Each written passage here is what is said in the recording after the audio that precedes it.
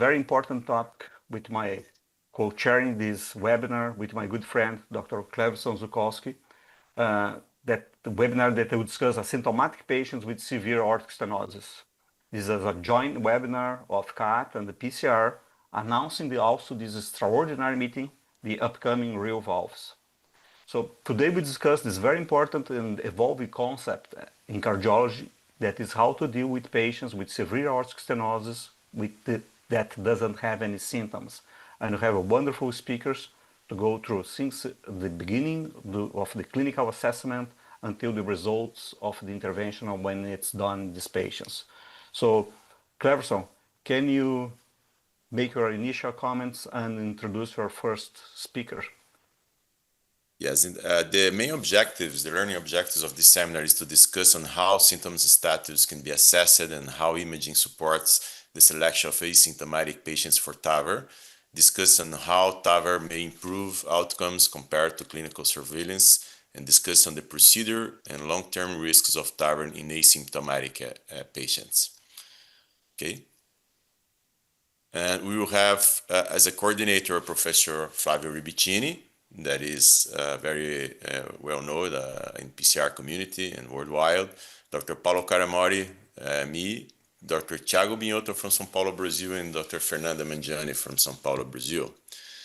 And I will first introduce, of course, this is a warm-up to we are waiting for this meeting in Rio, and everybody is invited to be with us in very interactive discussions. We will discuss about the meeting at the end.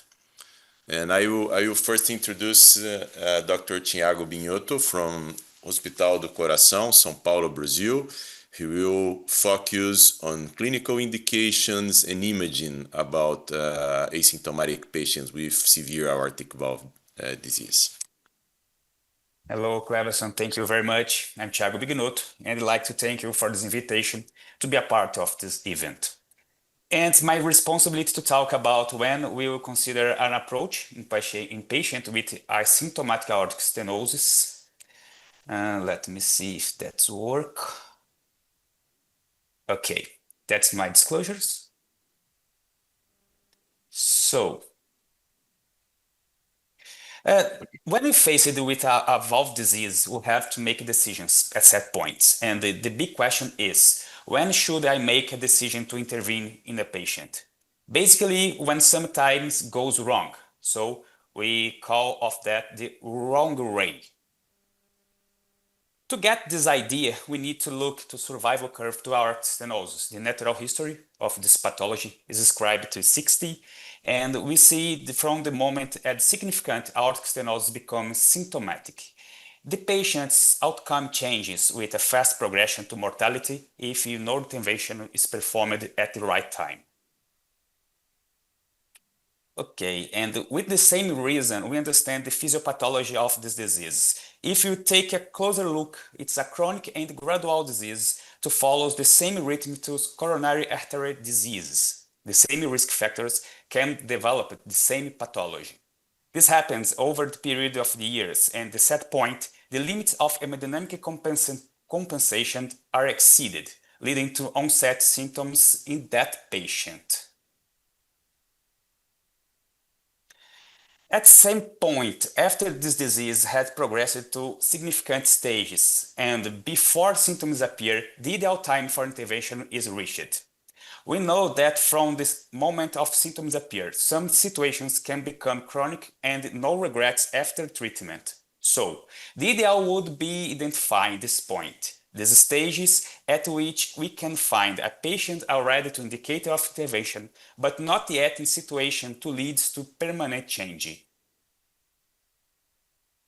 So, in aortic stenosis and severity time, given this clinical classification to aortic stenosis, which I will present shortly after our interesting idea. We consider intervention in these patients because it's time when we can have an impact on the survival curve. When you have significant aortic stenosis, we need to observe whether are the symptoms or hemodynamic repercussions, the most well-known of which is reduction left ventricular ejection fraction. Here I present the clinical classification of valvular disease published in the American Heart since 2014. Aortic stenosis divide A, B, and C, D, the most complex of because it has several subtypes. But our focus in this meeting now is asymptomatic aortic stenosis, at which point we can consider an early approach. Stages A and B is the early stages of disease. Stage B extends to moderate aortic stenosis, so we don't consider intervention at these stages in aortic diseases, only once the disease is progressed. Here we can see aortic disease already at a significant level, and we have the difference in stage C with asymptomatic patients and stage D with symptomatic patients. Our discussions, as I said, will be limited to stage C. Here you can find stages C1 and C2. There are stages different by ejection fraction. C1 presents preserved ejection fraction, and C2 is a decrease in ejection fraction. Okay.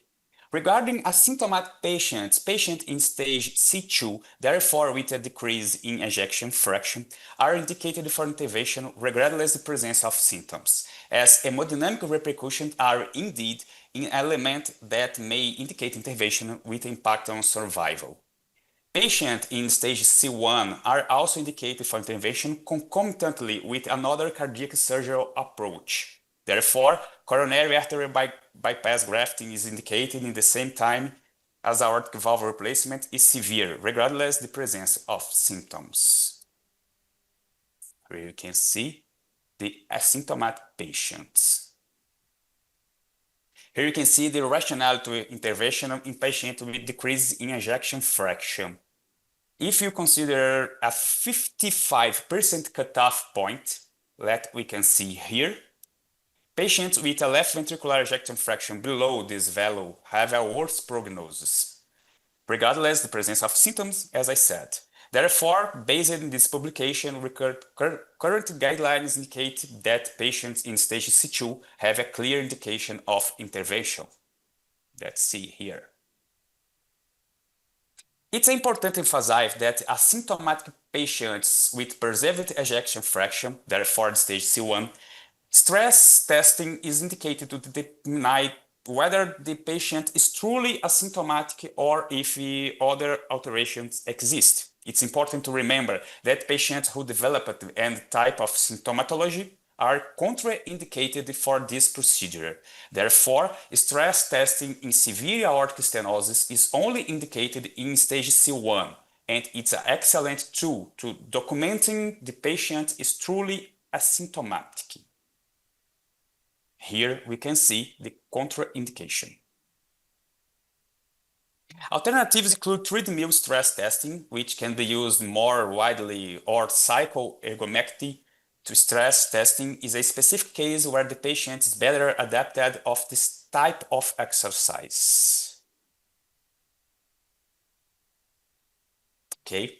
It's important to emphasize that the stress testing, our assessment of functional class, is the most important item we can access. However, other findings we can also part of this evaluation, such as a change in the blood pressure levels during exercise, ventricular arrhythmias, or electrocardiographic changes that may suggest myocardial ischemia. But we can see here, it's more important to functional class. In some cases, we can also use exercise echocardiography in these patients. In this context, the functional class assessment is combined with systolic gradients values across the aortic valve, providing greater sensitivity to the method. This is an interesting diagnostic method, but not widely used and not always present in the clinical cardiology. But you can see that it's more sensitive. So there are other situations to which we recommend interventions in patients with aortic stenosis. Here I present the chart where the recommendation is graded to A. In the all situation, we have patients in stage C1. The first is patient in stage C1 and is developing changes to exercise testing, stress testing, whether the blood pressure or another things we have already discussed. Another possibility is patients also in stage C1, but with echocardiographic makes to severity. And what are they? We have an important publication here, and we can show us to peak velocity is above 2.5 meters per second. A mean gradient across the aortic valve above 50 millimeters to mercury, and in an aortic valve area less than to or equal to 0.75 square centimeters, indicated a high-risk patients who may indicated of an early intervention. Here we can show that. Okay, and another situation is when we see the BNP levels, their times above the laboratory reference level. So we can see the C1 patient and BNP levels. And the last, there the patients who is still asymptomatic but who present with accelerated progression of aortic stenosis over the years. Still with indication for intervention, but with a lower degree of recommendation, we have patients who are close to limit to ejection fraction, values between 50 and 60%.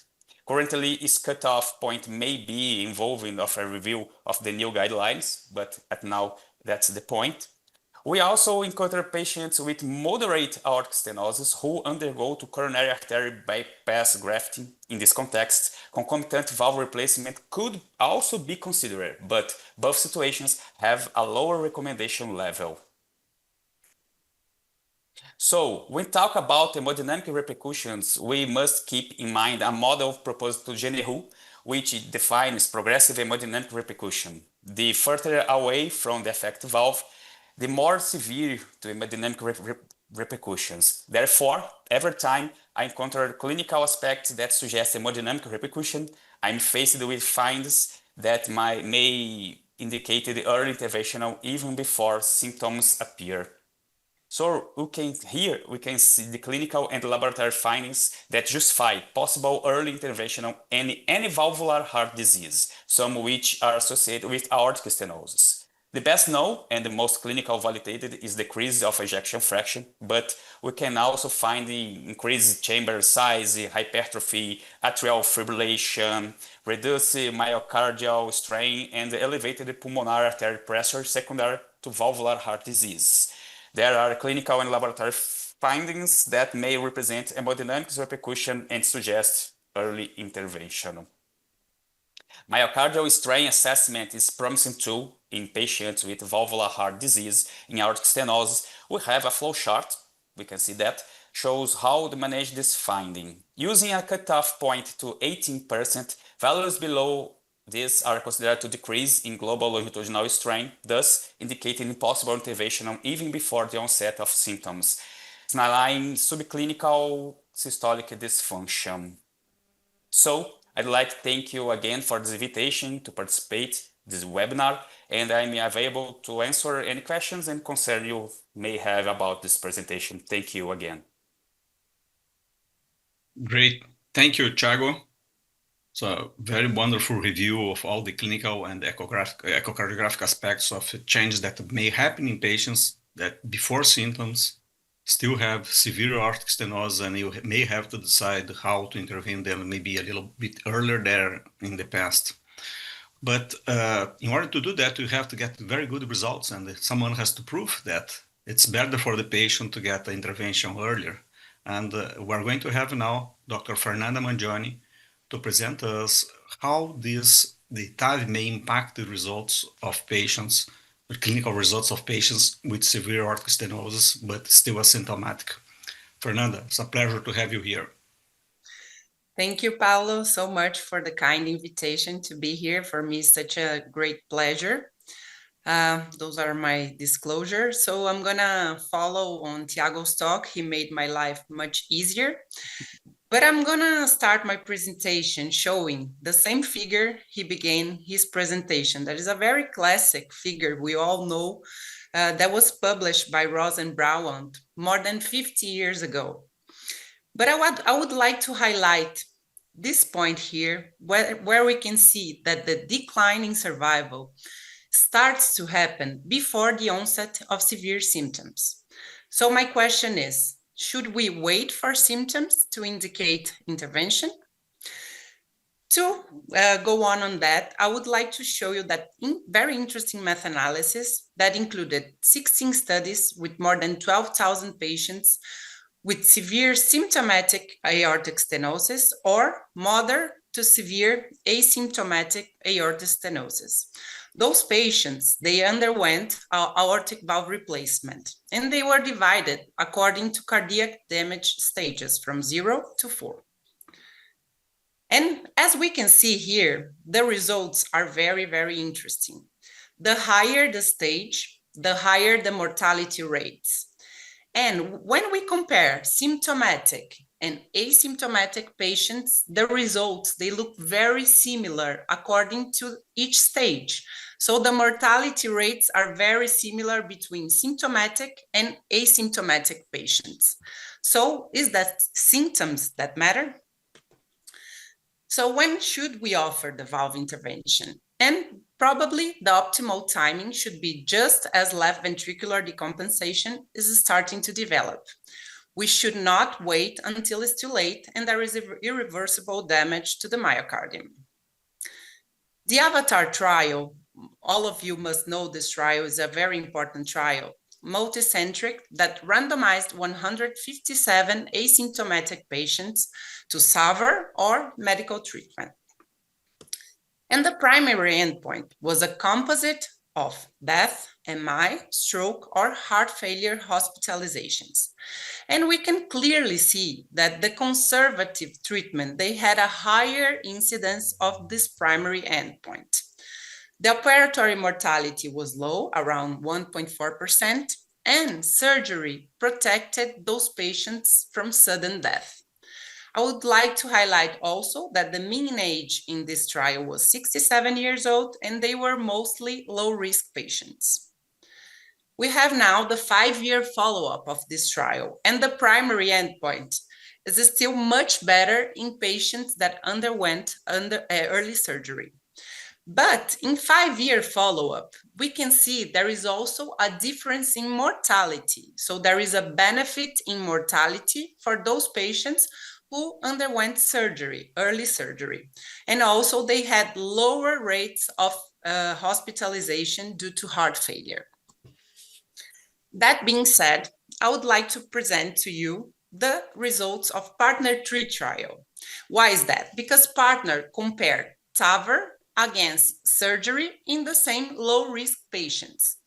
And what we can see here in the PARTNER trial is that the mortality rates for surgery were around 1.1%, similar to AVATAR trial.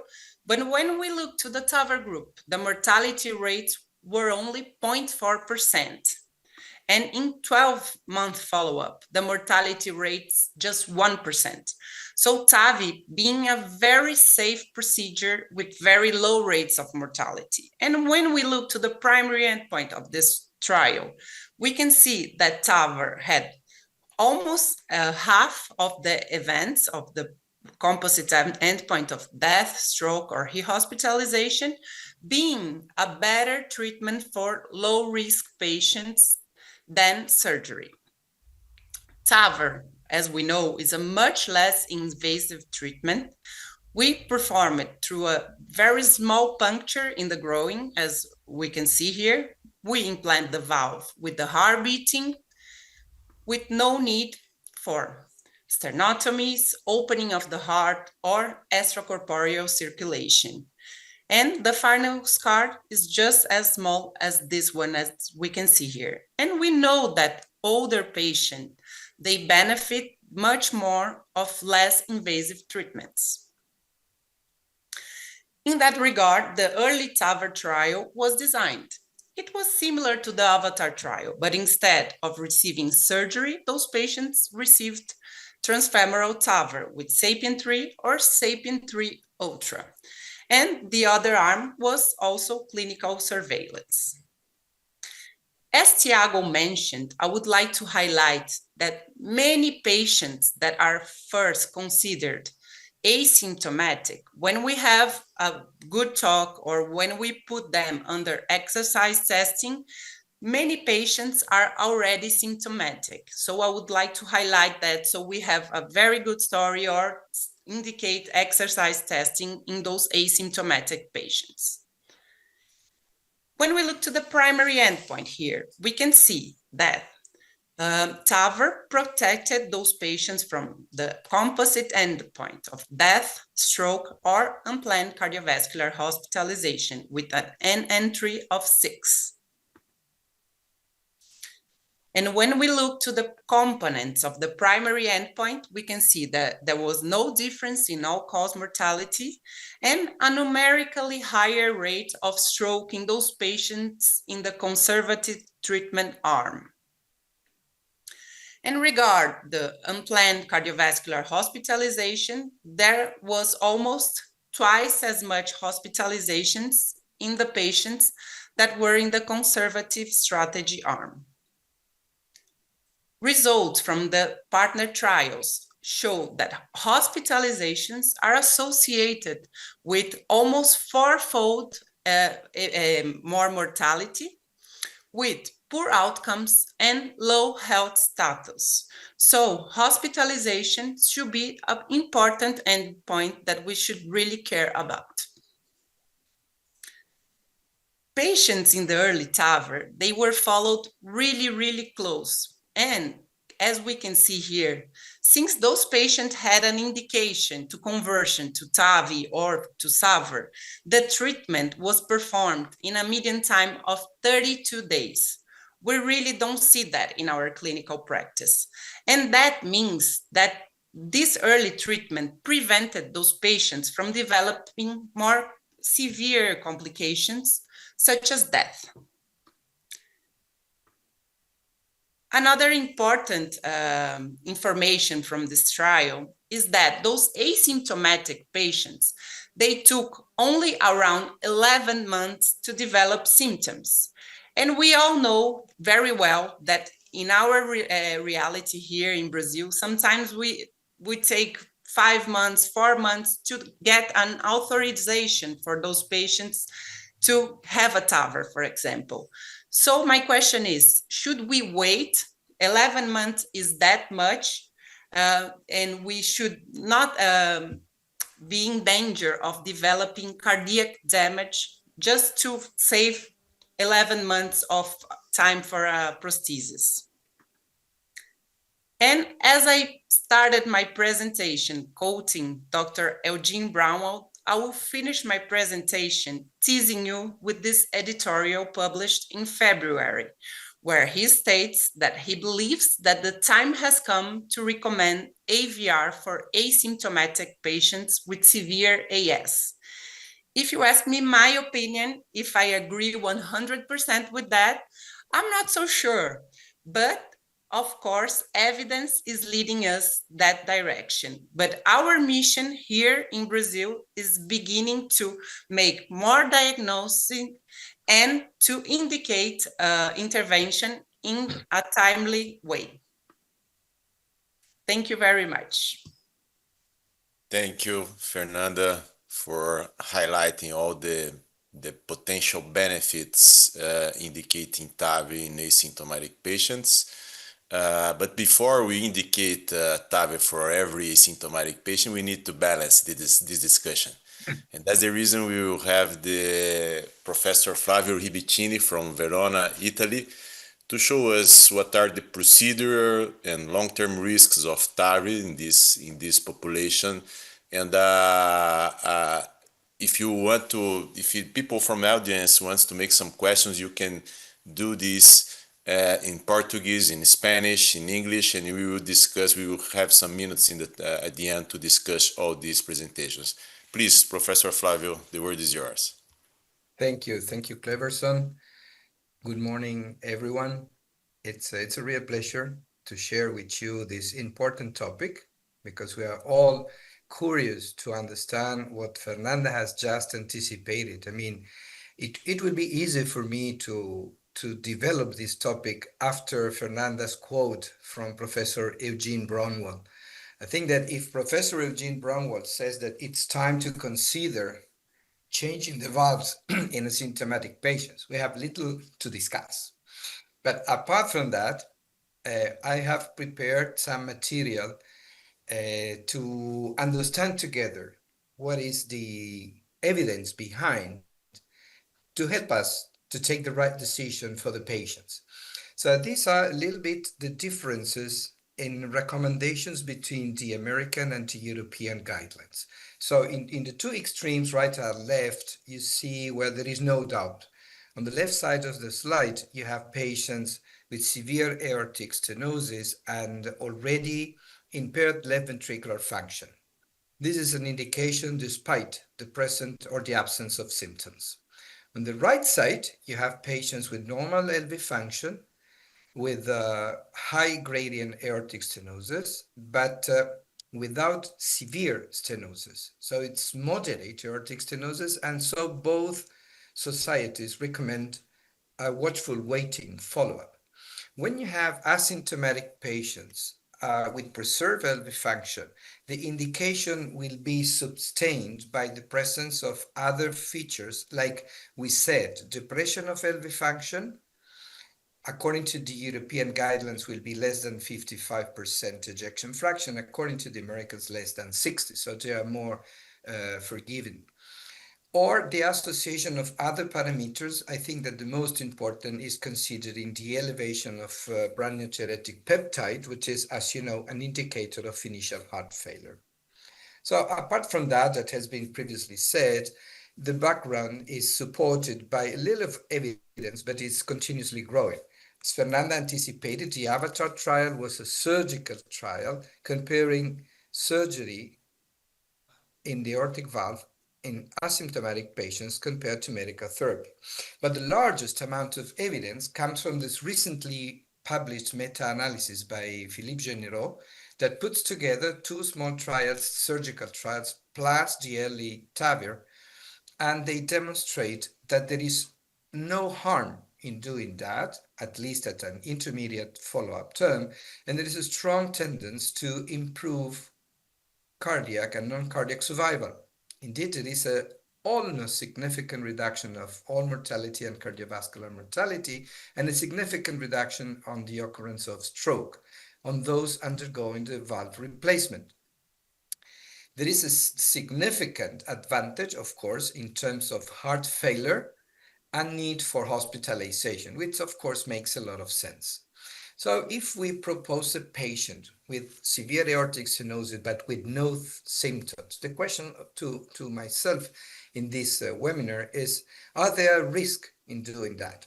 So the procedural risk will not be depending on the symptoms itself.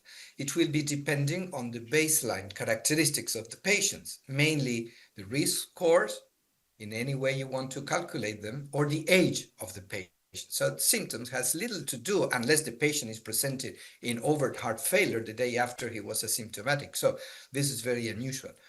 The long term is the question. I mean, if the patient is over 75, we will treat these patients with the same knowledge we have already from a regular population. So I think we are not adding any risk except those related to have a prosthetic valve instead of a native valve, which means antithrombotic therapy or the risk of developing endocarditis.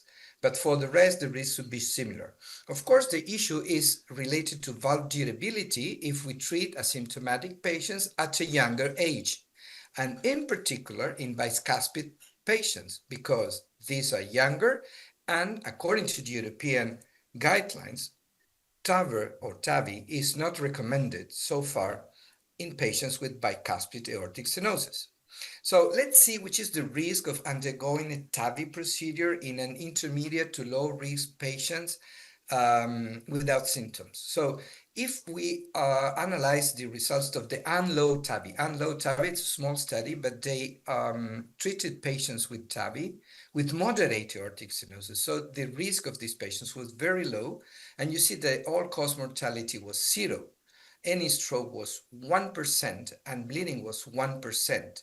So you see that the risk of developing severe complications today with new technology and in expert centers is really very, very low.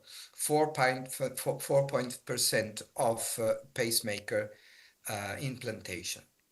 If we look at the meantime follow-up of the early TAVR that Fernanda has just shown, you see that the mortality at almost 4 years is 8%, which is really very low. So this is to support the initial statement that I share with you, that the risk of exposing these patients to changing the valve by percutaneous means is really very low. But let's go again to analyze what would happen if we do it in practice. So I remind you, without the European and the American indications, I mean, it's not outside the considerations of the guidelines. The American guidelines say clearly in apparently asymptomatic patients with severe aortic stenosis and low surgical risk, the valve replacement is reasonable when there is, as I underlined before, an elevation of the natriuretic peptide over 3 times the upper level of normal.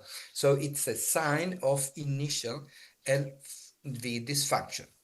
So I will show you the results of the EVOLVE trial. So we have seen already the previous early TAVR. This is EVOLVE. It's a study that was performed in asymptomatic patients with severe aortic stenosis. Inclusion criteria indeed are those of severe aortic stenosis with a symptomatic status assessed by attending cardiologists who could use exercise tests at their discretion. The exclusion criteria were those with already an indication for changing the valve, like the impairment of the LV function or severe concomitant or mitral regurgitation, advanced CKD, or contraindications to undergo the magnetic resonance study, which is the criteria that has been used to detect myocardial fibrosis. We know that myocardial fibrosis in patients with aortic stenosis, even after the valve replacement, it's a predictor of mortality at mid, 6 or long 12 years follow-up.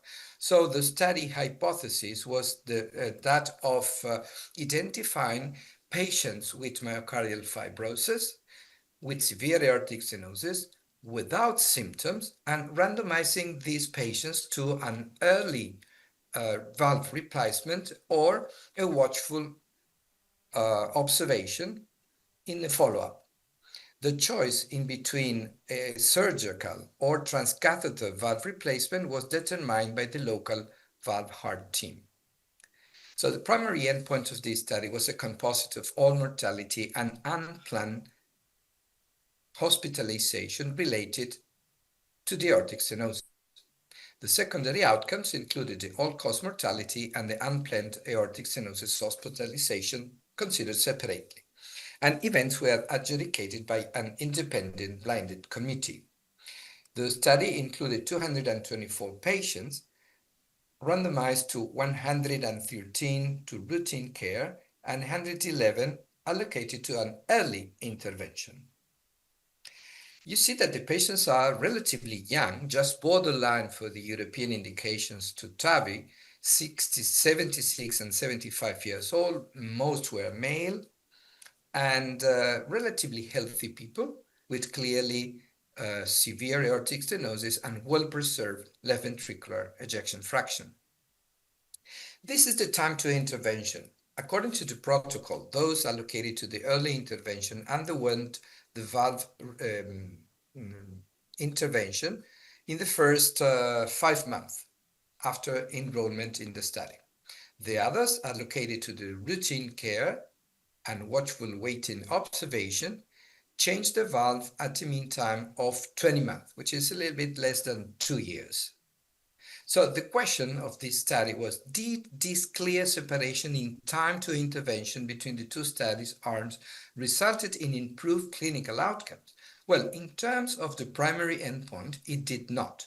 You see that the all-cause mortality and the unplanned aortic stenosis hospitalization were in favor of the early intervention, but not significantly better. If we separate the two endpoints, there is absolutely no difference in mortality up to 6 years. And of course, there is an advantage in preventing unplanned hospitalization because of the aortic symptoms. The improvement in the New York Heart Association symptom class at 12 months was a little bit in favor of the early intervention. But of course, as you can see, there are more patients complaining from dyspnea in the routine care before the valve replacement. The secondary endpoints, I already anticipated, there is no difference in mortality, be it cardiovascular or global. And the aortic stenosis related symptoms, of course, were improved by the early treatment, as well as the slight reduction in the occurrence of stroke, as it had been already demonstrated in early TAVR. So in patients with asymptomatic severe aortic stenosis and myocardial fibrosis, early intervention did not reduce the incidence of the composite primary endpoint. The principal benefit of early intervention is related to the reduction of unplanned hospitalizations and preventing the limiting symptoms. So this study, again, confirms what it has been shown together before. To show that in an example, I was asked to show a case where, although all what we have been saying, there is still some concern. These are young patients, especially with bicuspid anatomy, and even more if they have associated coronary artery disease. This is a case we did some years ago in Verona. It's a relatively young lady, 60 years old, absolutely asymptomatic, who came to know about a severe aortic stenosis because he was in a waiting list for an oncologic surgery. So she performed an echocardiogram, and as you can see with the normal EKG, with a severely calcified bicuspid valve and a very high mean gradient in the aortic stenosis. This is the angiogram, which looks quite nice. It's a young lady, and just a curiosity, you see she has a dominant left circumflex with an anomalous origin. You know that this can be a problem depending on the distribution of the vessel in between the aorta and the pulmonic valve. In this case, it's not going into between the pulmonic valve, but you can see that the artery is going very close to the aortic annulus all the way down to the lateral wall of the left ventricle. So there was a concern about having a possible external compression of this circumflex artery, and so the patient was referred to our center because of the high volume and the expertise we have in coronary protection. So what you see here is a guiding catheter and an extra support wire into the distal circumflex artery to prevent eventual external compression and occlusion of the circumflex after the deployment of a balloon expandable valve. We choose the balloon expandable, although we prefer the self-expandable to treat bicuspid valves, because the expansion of the valve you obtain at the end of the deployment is that there is no further pushing out of the valve, which is the case with the nitinol-based platforms of self-expandable valves. So you might create decompression hours later the intervention, and even the days later. So we wanted to make sure that this compression was limited to the implantation of the valve. Indeed, as you can see, after the valve implantation, we pushed the IVUS catheter through the distal part of the left circumflex, and we made the analysis of this eventual compression. And look at this nice image, which is a little bit anecdotal, but it's nice to show the normal contour of the mid circumflex artery. And when we get close to the annuli, to the aortic annulus, you will see the change in shape of the circumflex here, which becomes totally elliptic, and you see the compression of the valve, but with a very good minimal area. So there was no risk of ischemia or coronary occlusion. So this is a case where we should consider whether changing the valve in an asymptomatic patient and adding an additional risk of complications because of this coronary anomaly should be taken in consideration. Of course, the patient was needing the valve replacement to afford a major oncologic surgery, and this is why we proceed, and is of course an opening question that we will discuss later, during the webinar. Just to let you know, this is the publication of the EVOLVE trial, in case you want to see it. This is the early TAVI, and this is the meta-analysis I just mentioned, was published a couple of months ago in the GACC. Thank you. Great. So those were wonderful presentations. Thank you, Flavio, Thiago, Fernanda. And we're moving on to the discussion period. There's a lot to discuss. There are a few questions that were sent by the chat. Please feel free to send additional questions in Portuguese, Spanish, or English. Maybe I could start with Thiago. Okay. Asking two main questions that arise. One is, how is the collinearity? What's the relationship between symptoms and changes in the myocardium? Structural damage is always not present in asymptomatic patients. Do we have to wait to see if the patient becomes asymptomatic? There is any relationship, real relationship between symptoms and damage? And how can you factor that in clinical practice? And a second question is, maybe that one should be put first, is how you really access patients if they are really asymptomatic, or they are a kind of non-asymptomatic patient that tell you that they are asymptomatic, but when you test they are not. How do you use stress test and maybe BNP to access those patients? Thiago. Okay, great. Thank you for these questions. It's an excellent point. We can find patients who have repercussion but not yet present symptoms. When hemodynamic compensation reaches at the limit, we may find the cardiac changes that are signal structural damage. The most common is a drop in ejection fraction, but as we mentioned in the presentation, another findings also indicated cavity enlargement or even atrial fibrillation. So it's possible to have structural damage even before the onset symptoms. And using that idea, we can answer the second point you give to us. This assessment is very effective in stage 1 patients using the stress testing. This method indicates of veracity of absence of symptoms, for example. It's an objective way to make this assessment. And about the BNP levels, are a great alternative for analyze a patient who may already be developing cardiac damage, because as they indicate, increased feeling pressure in the cavity. So it's also a good tool, but we need to know the laboratory you're using, and that's maybe a confident testing. But I think that's a good way to use to see the really asymptomatic patients, to imagine it to early interventional. Good. I think are good points, and we have always to stress that patients that have aortic stenosis quite often are elderly patients, and they may understand that they are the lack of capacity, functional capacity is associated to the age, to the aging only, but quite often is associated with both, of course, aging, but with severe aortic stenosis. And we have seen that quite often in clinical practice, patients that say they have no symptoms, but actually they do have symptoms. So you have to kind of help them out to sort that.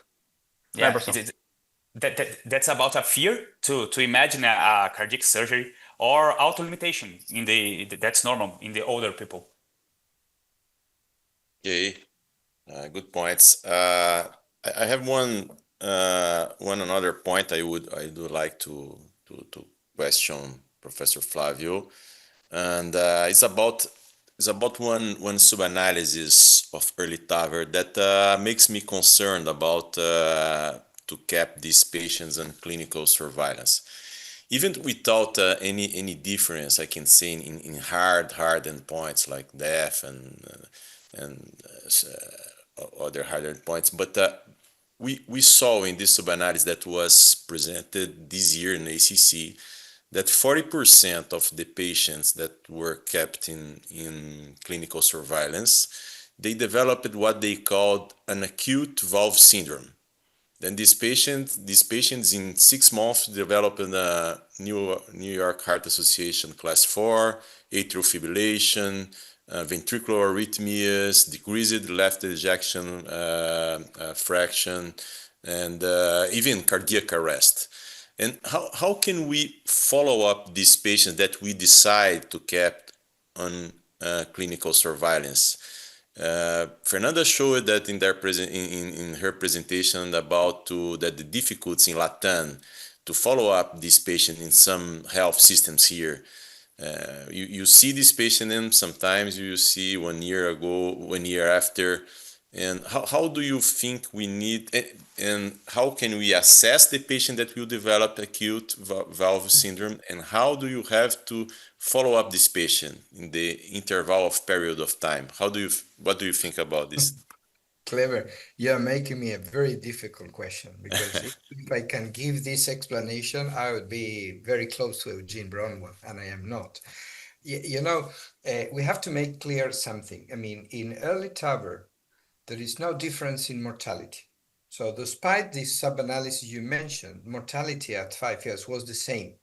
And this has to do with the very first slide we saw today, which is this all curve of survival performed by Branwell and Ross that Tiago showed and Fernanda showed. So we are always in this flat part of the curve. So during this period of time, most of patients will have the same outcomes in terms of survival.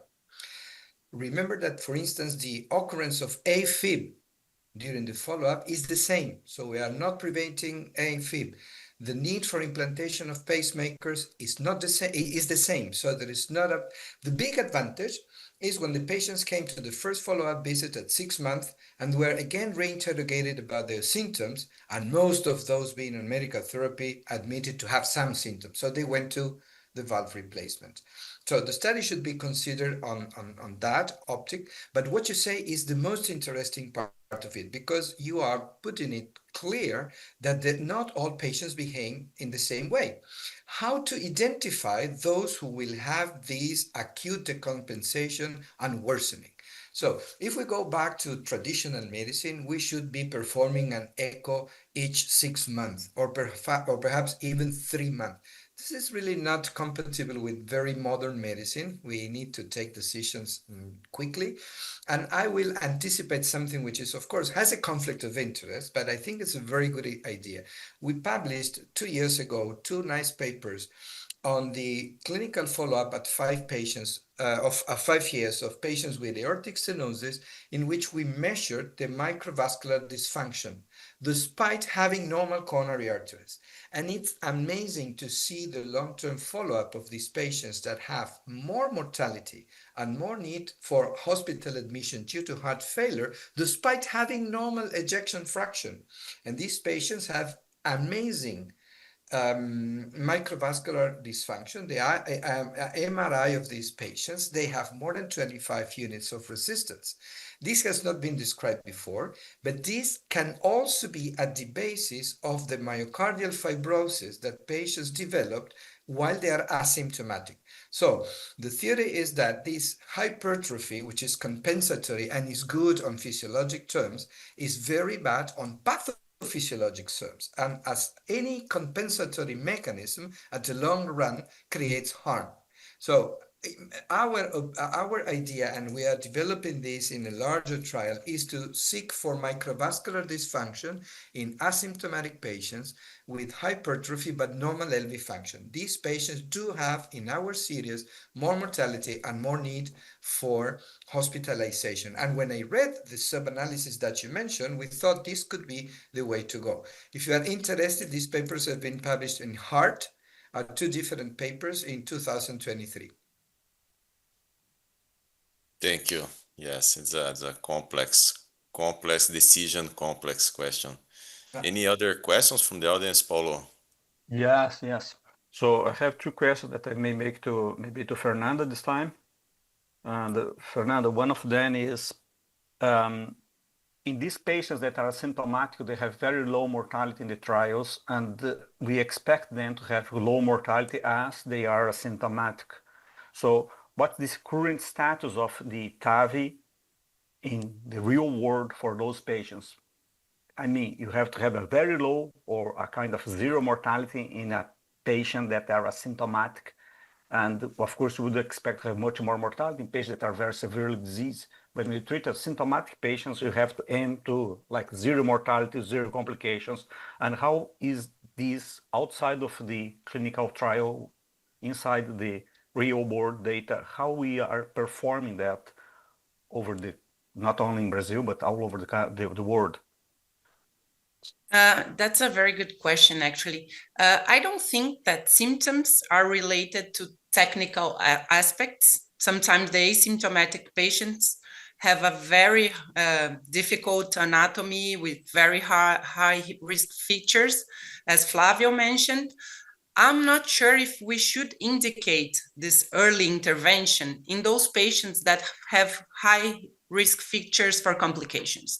Maybe is in this patient that we should wait longer, follow up closely, but those patients that have perfect anatomy, that we know that they will do very well with the TAVR procedure, low risk of complications, those patients that they might be the ones that will benefit more from the early intervention. That's the way I think. And I think that the next question is a kind of a link to early results of the intervention in this population that comes from Alfredo Marquez, that comments on in the surgery trials took 3 years to change mortality in early TAVR on patients with severe aortic stenosis with no symptoms. And how you see that? How do you interpret these results? Do we need long-term follow-up? I think long-term follow-up is very important, actually, Paulo, because as I showed, the first meta-analysis that I showed, as high as the cardiac damage is, the higher the mortality. And we don't see that very in the first few years. Those patients, they survive the procedure, but of course they develop worse outcomes in the long term. So we might have to wait a little bit more from the early TAVR trial. I think the mean follow-up was about 3.8 years. So let's see if we will have difference in mortality in a more long-term follow-up. Who knows? Yeah. I think we have to one more question, one or two more questions. Paulo, you are the manager. If you said to stop, we will stop. But I have another question to Flavio. Is a tendency of higher risk of stroke in patients that were kept in clinical treatment? Do you think we have enough data to assure that, or what do you think the reasons, and or is just is a case of probability? What do you think? It's again a very interesting observation, Clever. As I said, the incidence of AFib is the same. So what it might happen is that patients that have undergone the valve replacement are followed more carefully by their physicians. So they come more often to the controls, they are in better medical therapy, probably they are put on anticoagulation as soon as they develop arrhythmia, while the others are left on watchful waiting. Probably the intensivity of controls is not the same. This is my interpretation, but as you said, it's difficult to understand. Yeah, very interesting, Flavio. And we have a lot to discuss. I'm sure that you will discuss a lot again about that in real valves. But there is one specific question, Flavio, for you maybe, because you mentioned the selection of between balloon expandable and self-expanding valves. Do you have any particular preference in these patients that are undergoing early intervention when they have to have this intervention done, of course? Well, Paulo, what we need to do in a patient in which the indication is still doubtful is creating the less harm. And we know that the harm that we can provoke is leaving paravalvular leaks, it's implanting pacemaker, and leaving high residual gradients. So these are the three things that you should reduce to the minimum. And there is no one valve that will comply with all these requirements, but there are different anatomies. And according to the anatomy, one valve may fit better than the other. And this is what I actually do when I see the CT scan, I see the echo, I decide that one valve may have less of the three consequences, but this is the way I decide. It's one decision is different for each patient. And just complementing Flavio, I think we also have to think about the second procedure. If this patient is younger, we have to think about the TAVR in TAVR. That is a reality right now. So we could not avoid thinking about leaving those patients with the coronary uncovered in case they have low anatomies, so they can receive a second TAVR if they need to. That's very important to think about the second procedure if the patient is young. That's very important point, Fernanda, but this has more to do with age rather than with symptoms. Yes, with age, agree. Okay. Yeah, but quite often patients that are asymptomatic are a little bit younger than the other patients. Do you see that also in clinical practice, Flavio? Are this group of patients is a little bit younger than the usual patients? Yes, normally, yes. Yeah. And maybe a little more bicuspid also. So I like your comments on bicuspid valves also. And Flavio, we discussed about the potential benefits and potential risks, and just to be more assertive to our audience, do you think it's time to change the guidelines, and what would be the new recommendation if you think that we need a new recommendation for asymptomatic patients? You know, the clinical cardiologist is following the guidelines, and after all our discussion, he needs to have a message and how to do. They like these guidelines recommendations. Well, I think that there will be a change. It's just a couple of weeks and the new guidelines will be delivered at the ESC. So your question will have an answer soon. If you ask me my point of view, I think yes, we should consider valve replacement, either surgical or transcatheter, in asymptomatic patients with severe aortic stenosis, for what we have just said. But of course, we need to wait for a couple of weeks to have the answer. The question, I mean, the reason why it is not still accepted is that we still think, we say still clinicians, but also cardiologists, we still think with the mentality of the one intervention for all the lifespan. That was the surgical idea. We were pushing patients until they were very symptomatic because we knew that we have only one chance to operate the patient once, and he had to live as much as possible with one valve. And if you remember, even when patients had deterioration of the valve, they were not reoperated. This is why we still think that the valve after surgery lasts 15 years. Actually, 15 years is the time to die, but the degeneration, the structural degeneration, appears much earlier, and they were not reoperated. Now it's totally different because a TAVR intervention is 60 minutes, is 1 day in the hospital, and we can repeat it 2 or 3 times. The question is, technology will give us the clue to solve the problem of doing TAVR after TAVR. But I'm sure that this will be addressed in the most modern, latest guidelines. Very good. So, I always like to comment on patients that are symptomatic because in clinical practice, often we see patients that are symptomatic for a very long time.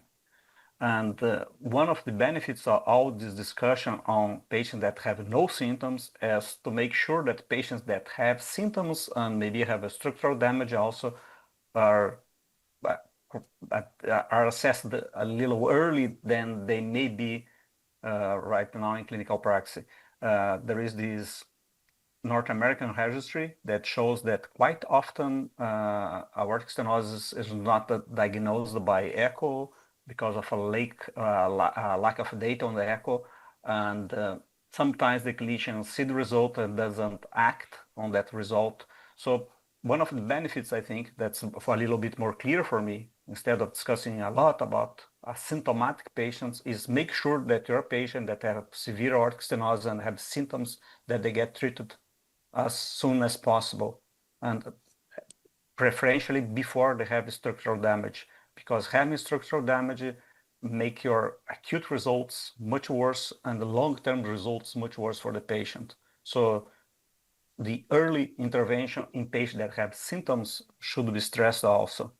And I don't know how current practice is in Europe, Flavio, but sometimes it takes a little too long yet to have patients doing a TAVI, as Fernand stressed in her presentation, for 6 months before we can have the TAVI done. So the earlier the better in the patients that have symptoms. I think there's no question about that.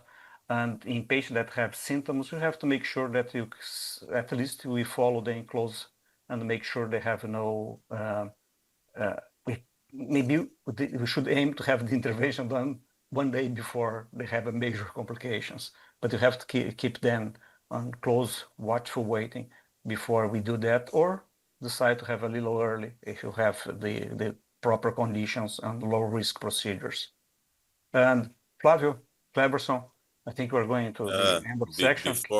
Before Flavio close the session, at this point that you discuss is very important, because in our reality in Brazil, Latin America, we have seen a lot of patients that with symptoms, they are evaluated with a lot of times and never have an indication of a procedure that could change or the natural history. It's very important.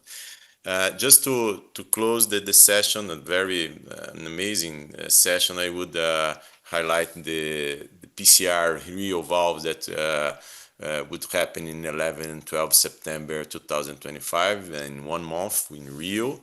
We will have, as you know, this is built in the background of Valve in Rio, and we have this echo workshop for people to train how to guide the procedures. We have interactive live cases from Argentina, Brazil, and Europe. We have heart-teamed sessions, state-of-the-art approach for mitral, aortic, and tricuspid therapies, and sessions about CT analysis. So be part of it. All of you are welcome to Rio. If you are a user of CAAT platform, you have a special fee of registration, and I think would be amazing to have all of you in Rio with Flavio Ribicini and all the guests from PCR. Flavio, you can close the session. Thank you, Clever. I have prepared the last slide, if you can put it. Wants to be very practical, because I think that this kind of educational initiatives must be practical. So if I can have the last slide that I have prepared, it's of course a little bit provocative, which you know is a little bit my style. Can you see it? Can you go back one? I think is one before. One more. Okay. Is this? Yes. Now you see it. So I will try to make these conclusions in Portuguese, if you allow me. Okay? Whoa, will be fantastic. Perfeito. Eu queria dizer que viver com estenose aórtica grave, mesmo sem sintomas, é como dirigir um carro com um pneu furado. O carro ainda vai para frente, mas se trocássemos o pneu furado, ele andaria muito melhor e poderia até ir muito mais longe. Deve-se considerar que não é fácil determinar os sintomas em pacientes com estenose aórtica, especialmente em pacientes mais velhos, e que muitas vezes, somente após a troca valvular, o paciente percebe a diferença entre viver com ou sem uma válvula estenótica. Hoje, a TAVI oferece resultados de risco intermédio muito baixo. E espera-se que uma válvula TAVI ofereça bons resultados por mais de 10 anos, podendo, portanto, alterar significativamente o prognóstico e principalmente a qualidade de vida do paciente. Certamente em pacientes assintomáticos, especialmente aqueles a baixo risco, quaisquer complicações devem ser minimizadas. Implantes do marca-passo, insuficiências residuais que possam limitar os benefícios a longo prazo devem ser evitados. Bom, com esses conceitos práticos, espero que este webinar tenha sido útil. Estamos todos aguardando ansiosamente as novas diretrizes, linhas guia para entender as conclusões tiradas de uma análise cuidadosa das evidências disponíveis. Logo após o lançamento das novas guidelines, estaremos no Rio de Janeiro para o nosso evento latino-americano Rio Valve, que Clever tem já dito. Esperamos ver muitos de vocês lá. Teremos a oportunidade de comentar e discutir as novas guidelines e recomendações sobre o tópico fascinante da estenose aórtica sem sintomas. Eu quero também agradecer a participação no webinar hoje e também dizer que aqueles que não puderam comparecer, lembrem-se que o webinar permanecerá disponível online nos próximos meses no sítio do PCR Online. Muito obrigado a Fernanda, Paulo, Tiago, Cleverson e as equipes do CAAT, o PCR, pela produção técnica. Nos vemos em breve, na cidade maravilhosa, a cidade cheia de encantos mil, abençoada por Deus e bonita por natureza. Muito bom. Thank you, Flávio. Muito Obrigado. bom, Vlad, muito bom. Obrigado a todos, tá? Tenham um ótimo fim de semana. Também a você. Thank you. Tchau, Obrigado. tchau. Tchau. Tchau.